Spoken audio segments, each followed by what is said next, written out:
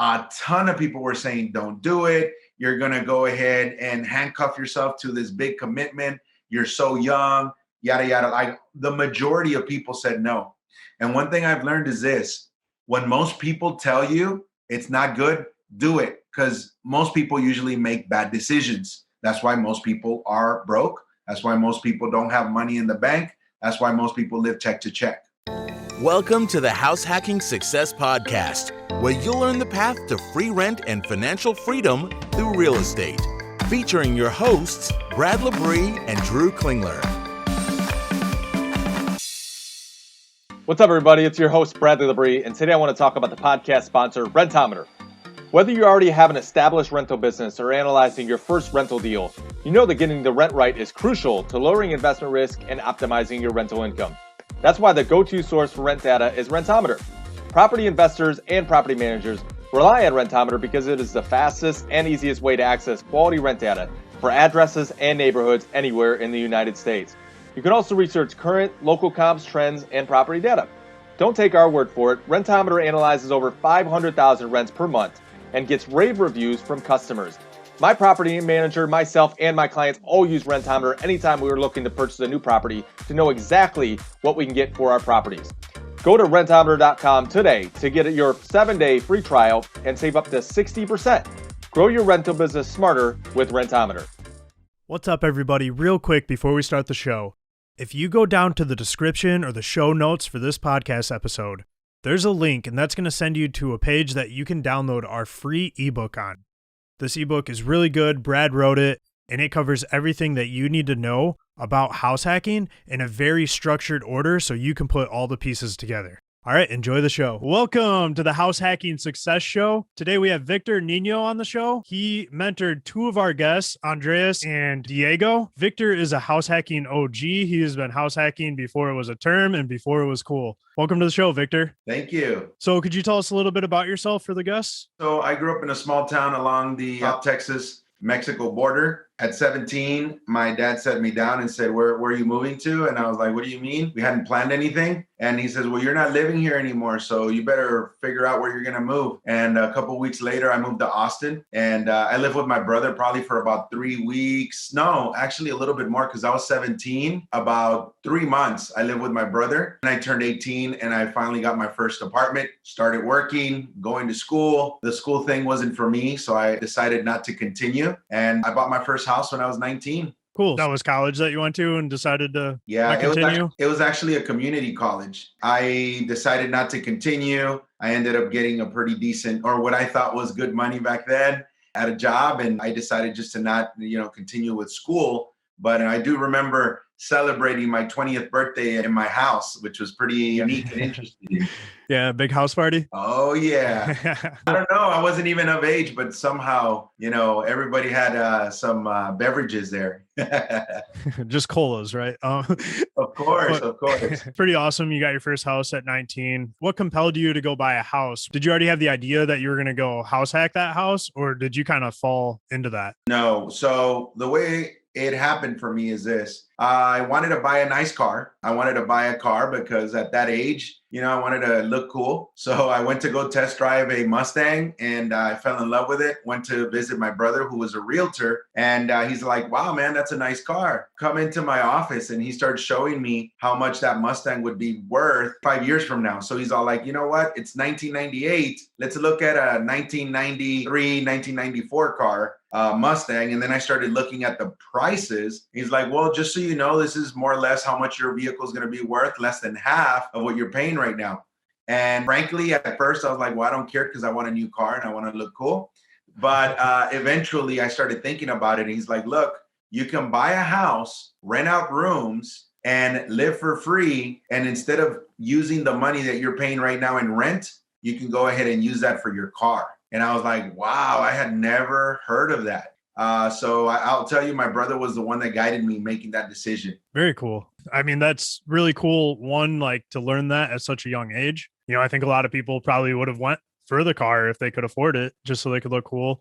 I know our listeners, are the type of people that are going to try and go buy a house before they buy the cool car. At that age, people are really focused on like impressing other people. So was that kind of difficult for you to put that off and delay that gratification, or was it a pretty easy decision? It was actually easy. I mean, the way I grew up, we never had a new car growing up. Like my parents never had a new car. Our house was pretty beat up and jacked up, no AC in South Texas, hot as hell. So, you know what? I think that in the long run, it's going to be good for me. And after looking at some numbers and, kind of looking at the difference between staying on that path as a tenant or buying, I decided just to buy. And frankly, I really didn't know any better other than just say, you know what? My brother's older than me. He's a real estate agent. He owns several rental properties. He knows more than I do. Let me just go ahead and pay attention and just do as he says. So that's basically how it happened. Awesome. And then I assume that was a single family and you rented out by the rooms? Yes, sir. And I actually had a roommate that I was living with back then before I bought my house. And we had a 1-bedroom apartment. Back then, rent was $500 a month. He paid half, I paid half. 3 months, I would sleep in the living room and then we would switch. And then I would take the bedroom and he would go to the living room. So that's the way we were managing for that time that we were roommates. And I remember going to him and saying, hey, you know what? If I buy a house, you'll have your own room. I know right now you're paying $250. Would you be okay paying $75 more to have your own room? And he's like, hell yeah. So that's how I decided to go ahead and buy. And then eventually I ended up finding another roommate that paid the same thing. And I started living for $40 a month. That's so great. Yeah. Check this out. My mortgage payment,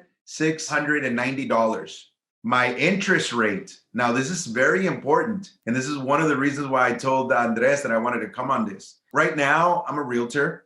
And sometimes people will say, oh my God, I'm getting 3.25. That's ridiculously high. And I'm like, you have no idea what high is. When I bought my house, I was paying 7.25. And it was great because guess what? In the early 90s and 80s, they were in the teens and in the high teens. So just think about that. Anybody that's thinking about buying a house right now, if it's under 6%, it is a steal. They're practically giving you money. Yeah, that's amazing.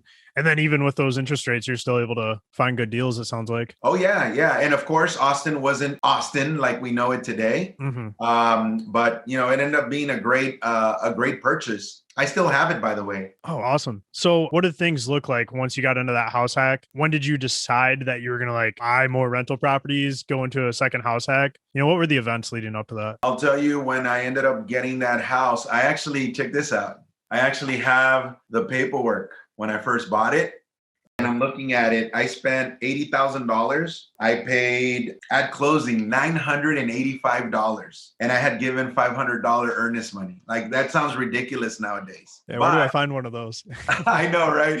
Yeah, let's just backtrack 22 years, 23 years, and we'll do it. But yeah, what changed in me was this. I said, you know what? Now I'm living for free. I ended up getting 2 more friends that moved in from my hometown, and I ended up charging each of them $250, and then I started living for free. So I was making $320 a month instead of paying $400 for a car payment. And now I'm like, you know what? I can save to buy that car. Or I can buy myself another house. So then I started falling in love with real estate. And I bought a duplex after that. And I ended up getting a 3-bedroom, 2-bath duplex on each side. My house was actually 1.5 bath. So when I was doing the loan application, they're asking, well, why do you want to buy a duplex if you already own a single family home? And I said, because I have to share restrooms with my roommates. And frankly, I just want to go ahead and have my own. My brother's going to go live with me. So that was the story. And I just want to have my own space. So then they approved me as an FHA loan as well.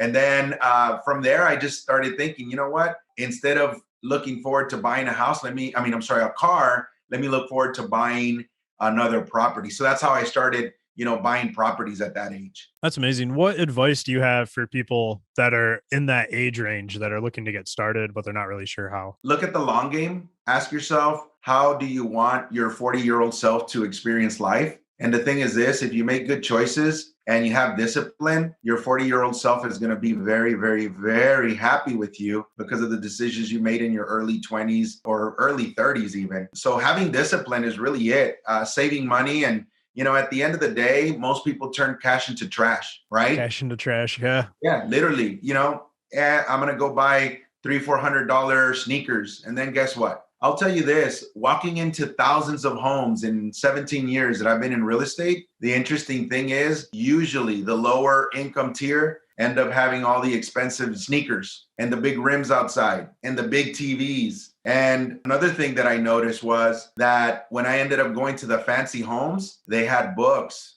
and that was very different. So it's like, what would I tell a younger person? Read, listen to podcasts, listen to audiobooks.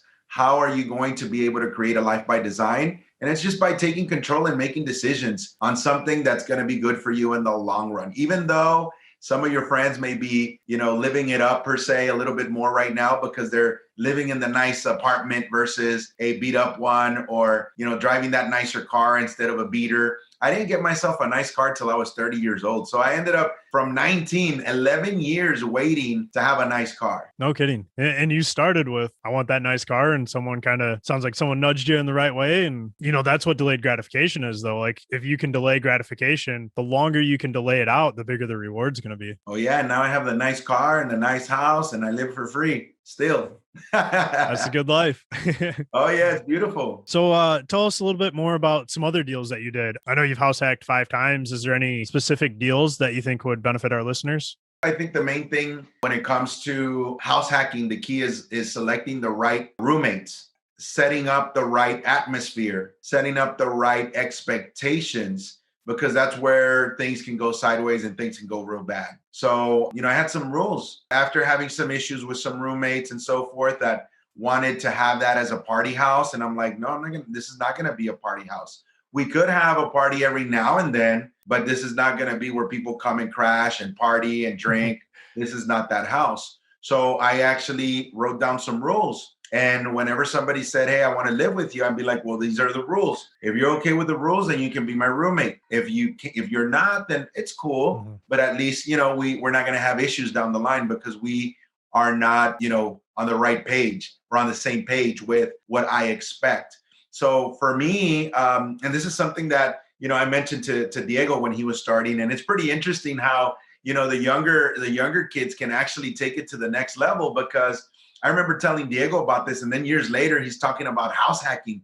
And I'm like, dude, what the hell is that? It's like, well, this is when you do this. I was like, oh, okay. I didn't know that was like a term. And I mean, he's taking it to a whole new level, which is something that's pretty awesome. But, another thing that I would tell him is this. What can create issues is when you have a roommate that his cleaning level of cleanliness is a certain level and the other roommates are like, they're not having it. So one thing that I started doing, I would hire somebody to come and clean every 2 weeks, a deep clean of the house, and we would split it amongst the roommates. So I'd be like, hey, somebody's going to come and clean, and made sure that everything was going to look good, because if not, then what happens? Your home starts deteriorating. That's really interesting. I've never heard that before, but I think that's a great idea, because you can, like you said, you can have a lot of issues with the shared living space. I mean, I'm sure everybody's experienced it if they've just had roommates in an apartment, whether they're house hacking or not. But is that something that you wrote into the lease, or was it kind of a verbal agreement amongst you? No, it was a separate document, and it was like super simple and easy to read to make sure that we were like on the same page. So that was really, really a game changer for me, because then I stopped having issues. Another thing that I started doing is I would fix up the living room, make it real nice furniture. So in the common spaces, to make sure that whoever was considering, they would kind of validate, even if I was charging just a little bit more, with the fact that it was going to be a nice place to live in as well. So that was also very helpful. Awesome. Was there any other preventative rules that you had to have amongst the roommates? No drugs, no drama with a girlfriend or anything like that. And just to be respectful of each other, making sure that, they would clean their dishes, and whoever wouldn't, we ended up setting up a thing. If somebody else washed your dishes, you would have to pay them $20. So then all of a sudden people started washing their dishes. Yeah. Accountability is real. Yes. Oh yeah, definitely. So, all those little things that can cause issues, I think, I eliminated by taking certain steps. And a big one was actually putting a lock on every door. Usually interior doors don't have a key hole to enter a bedroom, but but I actually switched them all out. And reason being is because if roommate A was on vacation for the weekend or whatever, we didn't have any issues like, hey, somebody went in my room and they took a watch or whatever the case may be. So that was another thing that was really good. I had my master bedroom also under lock. So whenever I would take off, I knew nobody was going to go in there. And, all the stuff was going to be there when I returned. Was a shared living space, like living room, kitchen, and all that, was that furnished by you, or would people bring in their own furniture? By me. Okay. And when you move out and you made that a full-time rental, did you go with rent by the bedroom, or did you just rent out the house as a whole? I tried that a couple times, and sometimes it became a little rough. I had a buddy of mine that ended up staying in one of my homes. For a while, we did that, but people were individually paying rent, and sometimes things weren't working out as easily as when I was there. So I stopped doing that. The cost, obviously, I ended up renting it for a little bit less. Yet at a certain age, you start thinking about convenience over money. So I said, you know what, I'm just going to go ahead and rent it out. Another cool thing right now that I just started doing is looking for people looking to do short-term rentals. So right now in Austin, there are a lot of people that are getting homes built. There's a ton of delays. There's people that are at the end of their lease and they need to find a place to live in maybe for 3 months, 2 to 3 months. So what I started doing, I said, all right, come and bring your applications. I'm going to go ahead and be open to do short-term leases. And I'm charging about $500 more than what I would have otherwise. So that's another thing. That's not house hacking, but it's another way to maximize your rents. And usually people that do short-term rentals, they're not going to, they're not going to hang things on the wall. Mm-hmm. They're probably just going to leave most of it in boxes in the garage and just live with as little things as possible, just because they're not planning to stay there long. Cool. That's pretty common right now. Short-term rentals are really blowing up. Do you feel like there's any issues with the amount of turnover it creates, or has it just been very smooth rolling? This is the first time I'm going to do it, but It should be fine. I mean, these guys have practically 800 credit score. They have good jobs, so I don't anticipate any issues whatsoever, but only time will tell. And you're just doing a month-to-month lease? No, I'm doing a 3-month minimum, and then after that, It's going to be month-to-month. But then obviously making sure that I have them agree that the last month that they're going to be there, they're going to allow me to show it to other prospective tenants. And very important, before I would say, oh, you'll give me permission. And then sometimes they weren't flexible and they would go ahead and say, well, I'm open to showing it on Saturday between 10 and 12 noon, and that's it. I don't want any showings all week long. So now I made it in the agreement where it's like, hey, if somebody gives you a 1 hour notice, you're going to give them permission and have them sign on it. So to make sure that we're not going to have a big lapse from one tenant to the other. Because if you show it the last 3 weeks of a person's lease, then the likelihood of you getting somebody in maybe a couple days after is going to be a lot higher. I have something similar in my lease, but I like the specific time statement there, because that's going to make sure that you can actually get people in there. Luckily since I've bought this place, I haven't had any vacancy and I've had multiple tenants thanks to that rule and people being cool with it. But I really like that.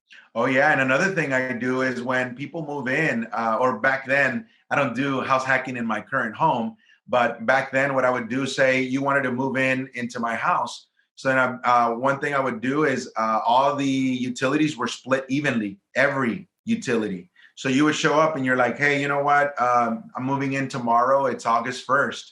And then I would say, okay, last month's electric bill was this. The water bill was this. The gas bill was this. You're going to pay me. And they're like, well, I wasn't here last month. What's up, everybody? Let's take a quick minute and talk about Rent Ready. Are you new to house hacking and wondering how you find tenants and collect rent, especially while trying to maintain professional boundaries and a shared living space? Rent Ready can help you manage your house hack setup. For less than $9 a month, you can do it all. Fill rooms quickly with sites like Facebook Marketplace and Craigslist with a free professionally designed listing page. Find high-quality tenants with TransUnion certified background checks, electronically send, signed, and store leases, and collect rent for the entire lease or set up month-to-month charges. For your tenants, they use Rent Ready's app to complete the application, sign their lease, and pay you rent.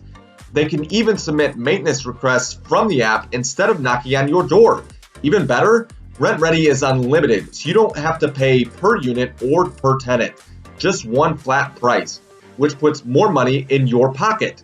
And speaking of putting more money in your pocket, RentRedi has given our listeners a discount to get 50% off any RentRedi plan when you sign up using our special code SUCCESS at rentredi.com. That's RENTREDI.com using code SUCCESS for 50% off any RentRedi plan. All right, let's get back to the episode. And then I would say, okay, last month's electric bill was this, the water bill was this, the gas bill was this. You're going to pay me. And they're like, well, I wasn't here last month. It's like, I understand. But see, when you move out, I'm not going to go out and find you so you can pay me the last month. So let's go ahead and handle it now. And then when you move out, you're good. Yeah, that makes sense. And that should balance out for them, right?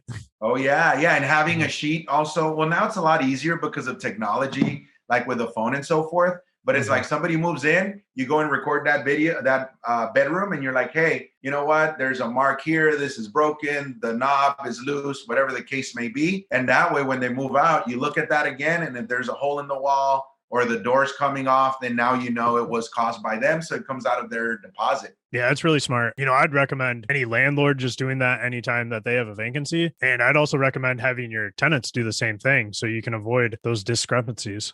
Oh, yeah. And another thing that's really important, always use the same color paint in the whole interior of the house. So that way you don't have to go back and try and figure out at the paint store what kind of paint you used in one room versus the other. Just make it nice and simple. And write it down.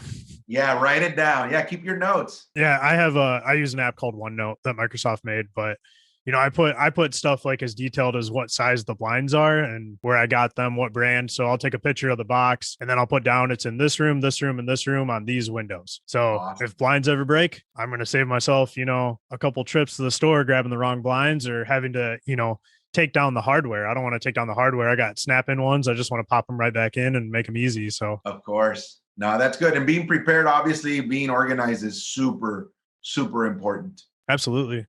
What did the other house hacks look like? I know we were talking earlier, you said you did FHAs for multiple of them. Oh, yeah. So after the duplex, I ended up buying one right by downtown Austin, or maybe about 3 miles from downtown Austin. And I ended up taking all my roommates over there. It was kind of funny. It was like I would move and then they would all move with me. So That's it was perfect. pretty tripped out. But yeah, I mean, we had, it was pretty fun group of guys and everybody was respectful. And, most of the time, people would do their own thing. And this is one thing that I always tell people, because sometimes I'll pitch this as an idea for someone and they'll be like, oh, but I got to share a place. That's inconvenient. Roommates are problematic. And one thing that I've noticed is when people say that, usually it's because they're the ones that are problematic. So it's like, if you work on your social skills and you have that ability to get along with a wide variety of people, then you're not going to have a bad experience house hacking. So, I ended up moving to another home in the city of Round Rock, which is north of the Austin metro area. And I stayed there maybe, 3 more years. I ended up moving close to downtown again in another property. Same thing. And then after a while, by the time I turned 35, that's when I said, you know what? This whole house hacking thing is cool, but it's a young man's game. I want to have my privacy now. So I ended up moving downtown to a high rise. But the cool thing is all my rental properties were now paying for me to live downtown for free. And this is something that's beautiful about real estate. Aside from the fact that they've gone up a lot in value, but just the fact that they give you and feed you every single month over and over and over and over again. I mean, that's why I have this beautiful love affair with real estate. Oh yeah. I mean, it's a cool strategy. Like anyone that's like ready to buy their dream home, if they could do a couple house hacks like you did, just to cover those costs of that dream home, that's mine and my wife's goal. We know a lot of people that's their goal. And it's truly amazing because you can go get your dream home and you can just relax, not worry about that mortgage payment at all, and, live very comfortable. Oh, yeah. And I'll tell you, I was at a mixer here in the neighborhood. All the homes here are pretty nice, real nice neighborhood. And I'm having a chat with someone and I'm like, yeah, I ended up investing some properties, yada, yada. And the beautiful thing is they keep paying and paying and paying. And, thankfully we live for free. And I'm like, well, what do you mean for free? It's like, yeah, I don't pay for my mortgage. All my awesome tenants pay me every single month and that pays for my house. And some of them were looking at each other like, what the hell? Like, I've never heard this before. And sometimes it's lack of exposure to this kind of information. Mm-hmm. And sometimes it's, people don't want to be inconvenienced by, choosing to get that smaller home first so that you can house hack versus getting that dream home right off the bat. So like I was saying before, delayed gratification is the key to a beautiful future. Yeah. And like what you're talking about just now with the comfort level, I mean, Craig Kerlop, he has this really cool graph and it's like comfortability versus profitability. And it's like the least comfortable you are, the more profitable it's going to be. The more comfortable you are, the less profitable it's going to be. But there's always going to be like, you know, you can look at that graph and figure out, do I want to live in this tiny little 1 bedroom, rent out all my bigger bedrooms, you know, have shared living space with all these people? Or do I want to be really comfortable? And like my idea of like house hacking and being very comfortable is like getting like a side-by-side duplex, something that's kind of mirrored on both sides, that's private. You can fence in the yards, and that's going to be like maximum comfort level, right? As far as house hacking goes, but it's not going to be as profitable. You probably aren't going to live 100% for free in a property like that versus renting by the bedroom at a single family or getting into a fourplex. Sure. And the thing is this, always look at the numbers. The numbers tell you the story. I know my wife, when I met her, you know, she never heard of the stuff that we're talking about. And we ended up buying a couple properties once she moved to Austin. And 2 of them, she's like, I don't like them. I was like, who cares? It's not about if we like the house or not. It doesn't matter. Do we like the numbers? And see, if we like the numbers, then it works. Unfortunately, people start getting emotional when they're making a decision about buying a house. I'll tell you, there was this client of mine. I told her about this amazing deal. And she's like, no, I don't want that because it doesn't have a window that faces the front of the house. And I'm like, it doesn't matter. I'll tell you right now, that house more than doubled in price, but it was because it wasn't about the numbers. It was about, do I feel it's the right house for me? Does it feel right? Is it beautiful? Is it a cute neighborhood? Who cares? If the numbers work, buy. That's my philosophy. I totally agree. One thing I would add on to that is if it's not an area that you would feel comfortable living in, other people might not. So as long as you're focusing on like a good area that you can foresee that it's going to get better over time or even stay the same and you feel comfortable living there, don't worry about the small details like what window is facing where and where the sunrise is going to be and whether it has a porch or not, right? If the numbers make sense, go for it. Exactly. Yeah, it definitely is important for you to look at what is going to be profitable versus what do I love. And of course, it's important, like you said, it has to be something that you are going to be comfortable living in that neighborhood. I mean, if something's outside of your comfort zone where it's like, man, this is a little bit too dangerous or whatever the case may be, then don't do it. But other than that, I mean, I'll tell you this, when it comes to thinking what's too dangerous or what's not, it all depends on the perception of a person. Because I remember when I first started the real estate thing, I told this girl, I'm like, hey, you might not want to live in this neighborhood. You're a single girl, la, la, la. And she's like, well, I grew up a couple blocks away. My grandma lives over there. And I was like, oh my God, I felt so bad. So again, everybody has a different level of what they think is good, bad, dangerous, shady, whatever the case may be. But you do need to understand the numbers. Just because it's a lower end neighborhood doesn't mean the numbers are going to work. Just because it's a higher end neighborhood doesn't mean the numbers are going to work. So always look at the numbers. When you're analyzing a property, do you prioritize cash flow or is there anything else that you prefer to look at? Cash flow, because at the end of the day, we don't know what's going to happen in the future. And the thing is that there's downturns. And that's what I was telling Diego and Andres not long ago. I'm like, look, you guys have been adults only through the upswing. But back in 2006 to 2007, I'm sorry, to about 2011, it was real bad. Home prices took a big dive. But if you were profiting because of the passive income, then you were in good shape. Because if not, the home prices took a big dive. Like, home prices were probably 15, 20% below what people had paid in 2006. Some of them went like to 50% in some areas of town. So another thing is this, and I was telling Andresa about this, and I'm like, look, I think people can also learn a lot by being very careful who they pay attention to. I made a mortal mistake back in 2008 where I started reading these books. Aftershock was the name of the book. And I ended up selling a couple of my properties because I thought that, the market was going to crash. And, we hear and see videos like that on YouTube. Yeah, the market is crashing or whatever. And I ended up selling some properties that I regret selling right now. One thing is for sure is this: if you keep your home for the long run, you will always win, because home prices are not going to be taking a dip for 10, 15 years. It goes up and down. But every single time I've talked to someone that's owned a home more than 20, 30 years, they always make a beautiful profit. That's such a great point. And even if it's at a high, like it's still probably a good time to buy because you don't know when we've been hearing for the last 7 years that there's going to be a housing market crash, right? And look at what's happened. The prices have soared compared to like 2014, 2015. And if you get quality tenants in there and the property cash flows, I mean, you're protected.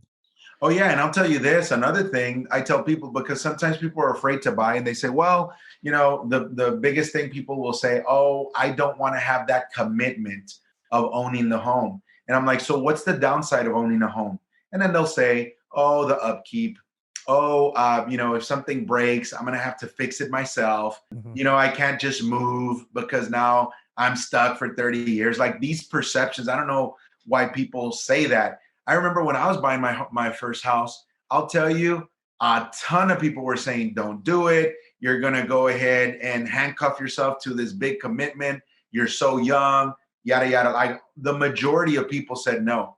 And one thing I've learned is this: when most people tell you it's not good, do it, because most people usually make bad decisions. That's why most people are broke. That's why most people don't have money in the bank. That's why most people live check to check. Okay. So pay attention to who you're following. And one thing I wanted to say about this whole thing with the properties and keeping them and in the long run. I remember there were several friends that were in situations where they were like, you know what? I bought it at $120,000. Right now, my house is $80,000. I'm just going to stop paying it. Well, they were probably paying like $1,000 or $900 a month in mortgage. They ended up renting somewhere for practically the same thing. Okay. So they had the same responsibility. Well, I had another friend, in that same neighborhood. They still own the house. That house is now like $400,000. One person kept it. The other one got scared and sold. Another thing I tell people, look, let's just pretend you lose your job. And in one scenario, you have an apartment. The other scenario, you have a home. Which one is worse? Which one would put more pressure on you? And sometimes they're like, well, a home, because then they could take it away, da-da-da. I'm like, it takes such a long time for them to foreclose on you. Over here, you're out like this. You don't pay your rent. You're not staying there. The landlord's not going to be like, oh, my God, you lost your job. You know what? Just stay for free. That's not going to happen. The big difference is in your home, guess what you can do? You'll be like, you know what? If I need to stay in the garage or sleep on the floor, I'll just rent out my room, my personal room, and have these roommates pay for the mortgage. You're not going to be homeless. And if push comes to shove, you're like, hey, you know what? I'll rent out the living room too. I'll go stay in the garage. I mean, in extremes, what do? You adjust. And that's the thing with being flexible and being lucid and being able to do what you need to do in order to go past those moments that are bad. And the reason I say that is because I just saw so many people lose their mind when home prices started taking a dive. They stopped buying homes and so forth. And the interesting thing is this: when they were real low, guess what? People were saying, I don't want to buy right now because it's low. Imagine the mindset. Now people show up to the store and they usually drink Coca-Cola and they're like, usually the Coca-Cola is $5, but right now it's $3. Let me buy a few extra ones.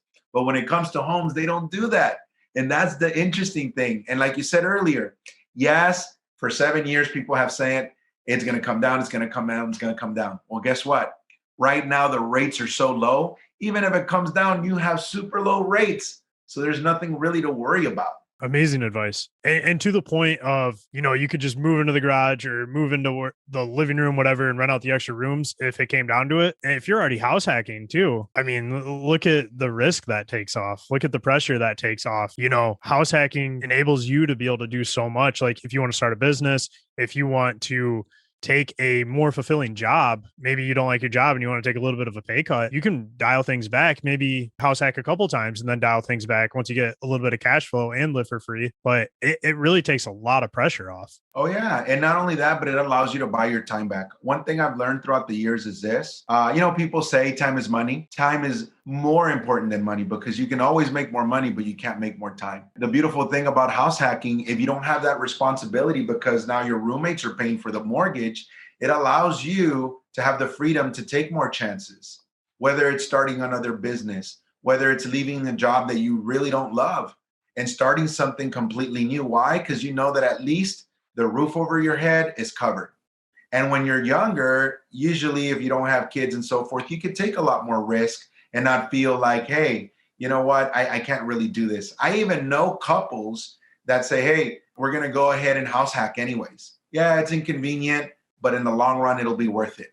So it really just depends on what the overall goal is, for sure. So question about property management. Did you manage these properties early on and eventually hire property management, or do you still manage them? I manage them. Another thing that I mentioned earlier was the concern that people have. They say, oh, well, I don't want to do all these repairs. I don't want to be called in the middle of the night. Well, guess what? Somebody calls me in the middle of the night, my phone's off. Like, I'm not EMS, I'm not a firefighter, I'm not a cop. Like, something breaks, they can wait till the morning. And then my handyman skills is this. There's a issue with electrical problem. And then I call an electrician and I give him the address and I tell him to go. That's all I need. It's a tax deduction anyways. And that way I can focus on doing something else that's more fulfilling or put more money in my pocket in the long run. That's how I handle those scenarios about, property management and so forth. I manage all my properties with the exception of one property that actually Diego's brother helped me with in Jacksonville. So I have a property I own over there. I've never seen it ever in my life, but it pays me every month, so I like it a lot. Yeah, you love it, huh? My BFF. Since you've retired from house hacking, what does your investing look like now? Are you looking to just buy up as many rental properties as you can? Are you spreading out to different areas outside of real estate? What's the strategy? So right now, I actually have a project going. This is going to be actually pretty beautiful, building duplexes. So I'm going to have an extra 11 units. So that's going to be nice because that's going to put about $5,000 in the pocket every single month. So that's going to be pretty sexy. So I'm really looking forward to that. Now, what I'm wanting to do is, the rental properties that I have, I can probably easily take about 300,000 to maybe a little bit more than that from each one. So then I'm going to go ahead and duplicate this deal with the duplexes that I'm building. And I'm going to go ahead and replicate that because at that point, it'll probably put me at about 22 a month. So that's going to be real nice. Awesome. And right now I have a 2.5-year-old. I have an 8-month-old. And I'm like, you know what? This is in 2 years, 3 years from now, I'll be able to just be completely free to do whatever I want.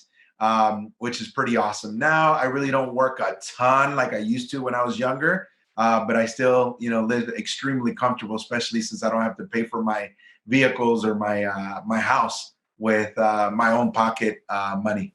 It's someone else's, which is beautiful. Mm-hmm. Living free. And you're a realtor, right? So when did that start? Was it house hacking that kind of gave you that bug? Yeah. So I bought my second property when I was 23, I believe. That's when I bought my duplex. At 25. I ended up getting my real estate license. And I'll tell you, I remember walking into my brother's house and he's a good brother, man. He's a smart guy. And I remember he starts showing me pictures and he says, do you remember this trip? And I'm like, no, I don't remember that trip. Like, how come? It's like, oh, I didn't go. And then he shows me a picture of another family reunion. I'm like, I didn't go. So he did that like 4 different events. And he's like, how come you didn't, why was the reason that you couldn't go? I was like, I didn't have vacation time. And he's all like, well, you know what, man, you're 25 and you've already missed these 3 big events. Almost all the family was there. He's like, how many other events do you think you're going to miss in your lifetime because you didn't have vacation time approved from a boss? And I was like, damn, like it kind of like slapped me in the face. And then he shows me, I used to work a lot of overtime. He shows me a check of how much he made. And he's like, I probably worked 10 hours and look at this check. And I had worked a ton of hours. I made like $600 of overtime money. And then I was like, wow, I really need to look at this. And it was a beautiful transition because most of my friends knew me as the young guy that bought his house when he was 19. So they saw me as very responsible. And I started getting business like that, which was pretty awesome. And now, 17 years in, now I have a team of awesome people and I absolutely love it. The flexibility is unreal. And that's another reason why I think I was able to do it is because I didn't have to worry about me not having enough money to pay because I had that responsibility of a mortgage. My roommates were paying my mortgage. So going back to what we said earlier, gives you that confidence, that freedom, that things are going to be just fine versus being concerned that, hey, if I leave my job, I won't be able to do it. So, and the funny thing is I kept my job, but part-time, and I started doing real estate full-time. And then ended up having another job. So it's like for a long time, man, I was working 2-3 jobs, but it was worth all that effort was worth it, because now it's just a lot stress, like very stress-free. I get to do a lot of cool stuff. If I want to take my wife and my kids out, for lunch during the middle of the week, we can go. Want to go watch a movie? Let's go. Like, I don't have to ask anybody for permission, which is beautiful. You're the perfect example of like how important it is to just cut your expenses as low as you can early on. Because especially like you said, you weren't making, as much money as you wanted at that age, the younger age. But being able to cut out rent when you're not making a lot of money is a significant impact that can really get things moving for you. And you're a great example of that. Yeah, not only that, but being a student, most people will go to school, graduate, and then they say, that's it, I'm smart. Give me all the opportunities because I earned it and I have this little degree, right? Look at this document right here. I now need to make $1 million a year because I went to school. And life doesn't work like that. I remember, and I'll tell you, I mean, this is a message for all the people that didn't go to college. Sometimes, and I'll tell you how I felt. All my friends were graduating and so forth. And deep down inside, I had this feeling like, man, I'm a loser. I didn't go to school and this and that. But then one day, one of my buddies sat me down. He's like, man, I got $80,000 worth of student loans. I got this. Poor guy, like even up to right now, he hasn't even bought a house. Just think about that. He's my age. And recently he's like, I need to get my real estate license. So I'm like, dude, you can do it, man. Like you can do it. Just let me know. I'll guide you. I've helped like a good amount of people get their real estate license, getting into the business and so forth. But being a student of life is important. So anybody that watches this, I can tell you they're a student of life. Why? They're interested in doing house hacking. They want to go ahead and see how they can maximize their income. They want to look for ways to, get to the next level quicker by having that discipline. That is the kind of person that I think has the opportunity to do very well in life. And now, being that I've been doing this for 17 years, I want to share my experience and share, the experience of other top realtors as well. I have a podcast myself. It's in Spanish, Los Titanes de Real Estate. It's the Real Estate Titans in Spanish. And the reason why I did it in Spanish is because, unfortunately, sometimes in our Spanish-speaking community, the level of service is not that great. So I want to make sure that other Spanish-speaking agents level up and make sure that they're giving like real good service when they're helping people. Awesome. We can link to that in the description. So if we have any Spanish-speaking listeners, they can go find that. Yes, sir. So I got to ask, how is the appreciation been of those first few properties you bought? We hear a lot about right now about how hot of a market Austin is. I can imagine that you've seen quite a big chunk of appreciation. Oh yeah. And like right now, the one I told you right now that I'm doing a short-term lease, this is so ridiculous. I ended up buying it with a USDA loan, which is 0 down. I was a realtor. I got paid 6% on it. So just think about this. Somebody gives you the keys to a new house. You do 0 down payment, and then they pay you because you bought the house. So I'll tell you, house hacking and being a realtor is a perfect marriage. Now, I will tell you, from the outside in, especially with all these shows on TV, $1 Million Real Estate Agent, it looks easy. But man, get your real estate license so you know how tough it could be. It is a very difficult business. It's easy to get in, but as far as being able to generate the business that you need to in order to live off of real estate, it takes a lot of effort. But the appreciation has been just beautiful. I ended up getting that house for $163. Right now, that house is about $475. That's amazing. Yeah, just that one. I ended up getting another one like 3 years ago for $247. Another one just sold there for like $460. What's the cash flow been like on those properties? Did that increase as time went on, or did it stay kind of the same with tax increases? You know what? Usually I've been making about $200 to $300 a month on passive income on almost all of them. And this is the other thing.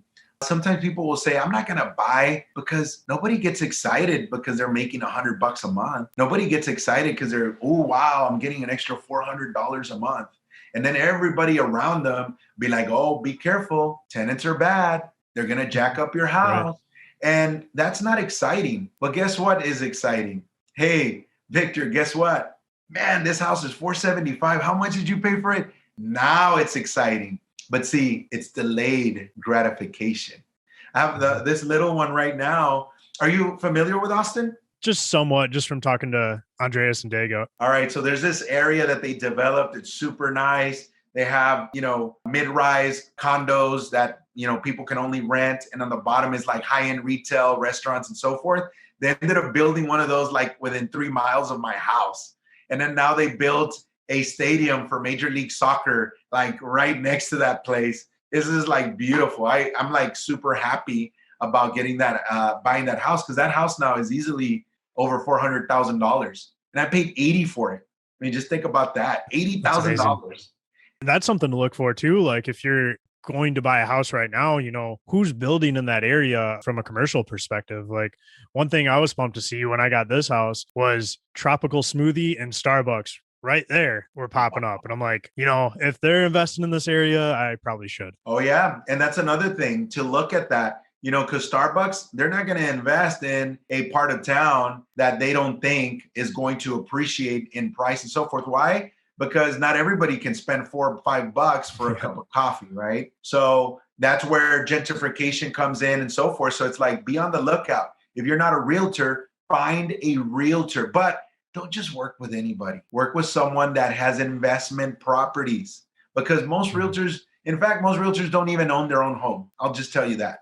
And then the ones that do usually own one. So they don't know how to see it through the eyes of an investor. And yes, you can learn it. And yes, you can crunch numbers and say, I'm seeing it through the eyes of the investor. But the only one that really does is someone that is an investor themselves. If not, then why are you asking them for guidance, right? If you and I have never been to Mount Everest, we're not going to give each other tips on how to go there because we read a couple of books. What are we going to do? We're going to find a Sherpa and say, hey, teach us. What do we do? And then we just follow, because they live there. They've done it numerous times. And that's what a realtor does for you, a good one. So be very careful with just, working with whoever. Everyone wants to find a mentor too. And there's a way to find a good free mentor. You're not paying your realtor technically. They're getting paid from the seller when that house is bought.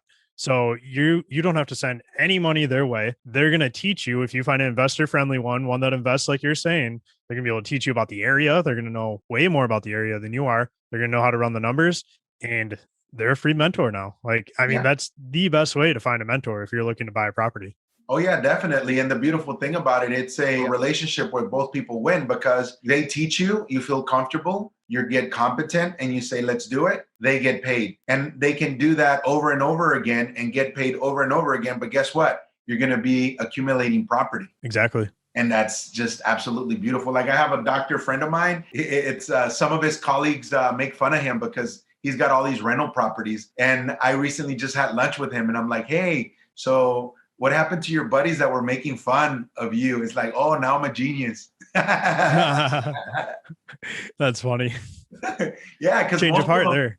Yeah. Because most of them, the super fancy car and a real big mansion. And now this guy's all like, dude, I could buy 2 of those or 3 of those if I wanted to and live for free still. And that's where their mind's blown, right? Yeah. Oh, yeah, definitely. I have a few kind of wrapping up questions to ask you that we ask every guest on the show. First one is, what is the difference between someone who is actually house hacking and someone who wants to house hack, but they just can't get themselves to get started? The mindset, knowing that everything's going to be fine. Another thing is like, not everybody can be a house hacker. If it's a type of person that worries too much or a conflictive person, don't do it. You're just going to ruin someone else's day or experience by living with you. Work on yourself first. Become like cool to be around a variety of people. So that way you can go ahead and jump into this. Because if you don't have the right mindset, forget it. It's not going to work. You're just going to have big old headaches. And then you're going to say house hacking sucks. But in reality, it's because you don't have